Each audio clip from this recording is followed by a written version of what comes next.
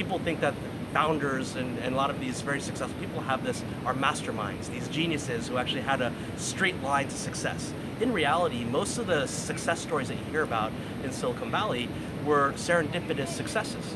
They were companies that start off in one path and then accidentally found themselves in a totally new area that actually end up becoming their great success.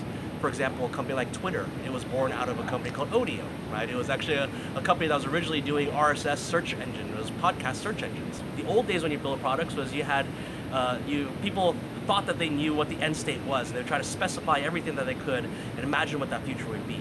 Today it's sort of changing, right? Today it's actually moving to a model where people start with really empathizing what users want, what users, what are latent, unfound problems.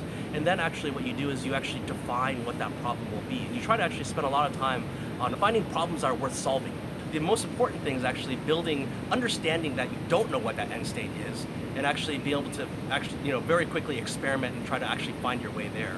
But I'll say, when it comes to talent, it's not about finding who has got the perfect resume, who's got, went to the fancy schools and the fancy jobs. What it really comes down to actually finding a group, often a group of disparate people who come from multidisciplinary, different backgrounds, who can actually come together and understand a shared context, right?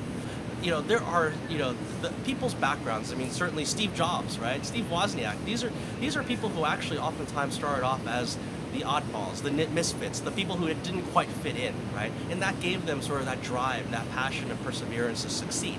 So much of success, especially as a team, comes down to perseverance, right? It comes down to continually hitting at a problem, continually working at solving a problem over and over again until you find that eventual success.